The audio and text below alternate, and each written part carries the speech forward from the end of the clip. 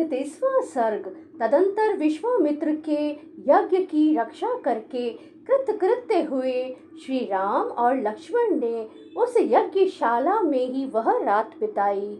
उस समय वे दोनों वीर बड़े प्रसन्न थे, उनका हृदय हर्षोल्लास से परिपूर्ण था।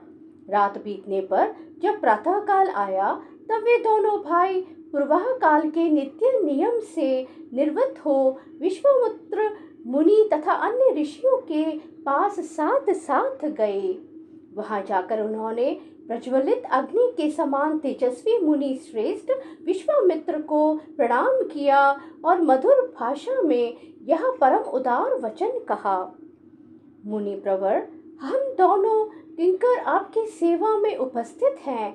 मुनि श्रेष्ठ, आज्ञा दीजिए, हम क्या सेवा करें।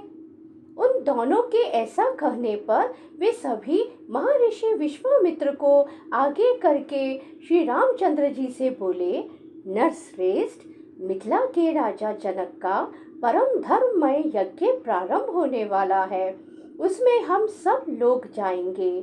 पुरुष सिंह, तुम्हें भी हमारे साथ वहां चलना है। वहां एक बड़ा ही अद्भुत धनुष रत्न है, तुम्हें उसे देखना चाहिए।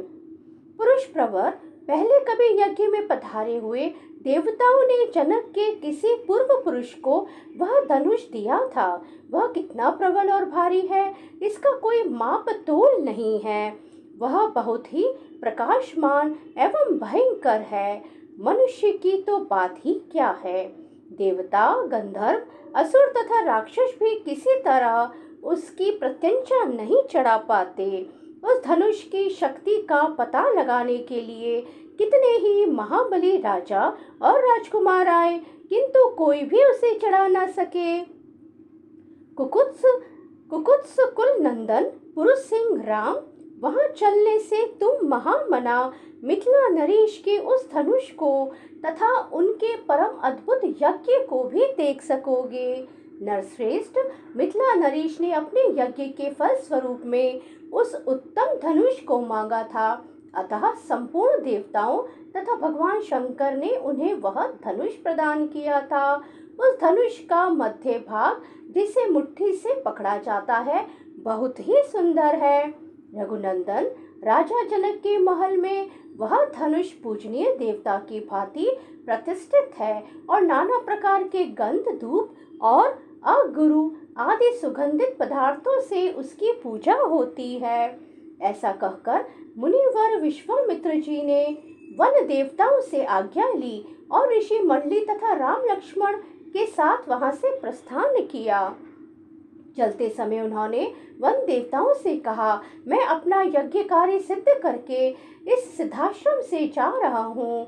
गंगा के उत्तर तट पर होता हुआ हिमालय पर्वत की उपत्यका में जाऊंगा। आप लोगों का कल्याण हो। ऐसा कहकर तपस्या के धनी मुनि श्रेष्ठ कौशिक ने उत्तर दिशा की ओर प्रस्थान आरंभ किया। उस समय प्रस्थान के समय यात्रा करते हुए मुनिवर विश्वामित्र के पीछे उनके साथ जाने वाले ब्रह्मवादी मनुष्यों की 100 गाड़ियां चली। सिद्धाश्रम में निवास करने वाले मृग और पक्षी भी तपोधन विश्वामित्र के पीछे पीछे जाने लगे। कुछ दूर जाने पर ऋषि मंडली सहित विश्वामित्र ने उन पशु पक्षियों को लौटा दिया। फिर दूर तक का मार्ग तय कर लेने के बाद जब सूर्य अस्ताचल को जाने लगे, तब उन ऋषियों ने पूर्ण सावधान रहकर सोनभद्र के तट पर पड़ाव डाला। जब सूर्य देव अस्त हो गए, तब स्नान करके उन सब ने अग्निहोत्र का कार्य पूर्ण किया। इसके बाद वे सभी अमित तेजस्वी ऋषि मुनिवर विश्वामित्र को आगे करके बैठे। फिर लक्ष्मण सहित श्री राम भी उन ऋषियों का आदर करते हुए बुद्धिमान विश्वामित्र जी के सामने बैठ गए। तत्पश्चात महातेजस्वी श्री राम ने तपस्या के धनी मुनि श्रेष्ठ विश्वामित्र से कौतूहल पूर्वक पूछा, भगवान, यह हरे भरे समृद्धिशाली वन से सुशोभित देश कौन सा है? मैं इसका परिचय सुनना चाहता हूँ। आपका कल्याण हो। आप मुझे ठीक ठीक इसका रहस्य बताइए। श्री रामचंद्र जी के इस प्रश्न से प्रेरित होकर उत्तम व्रत का पालन करने वाले महातपस्वी विश्वामित्र ने ऋषि मंडली के बीच उस देश का पूर्ण रूप से परिचय देना प्रारंभ किया। इस प्रकार श्री वाल्मीकि निर्मित आर्ष रामायण आदि काव्य के बालकांड में 31वां सर्ग पूरा हुआ।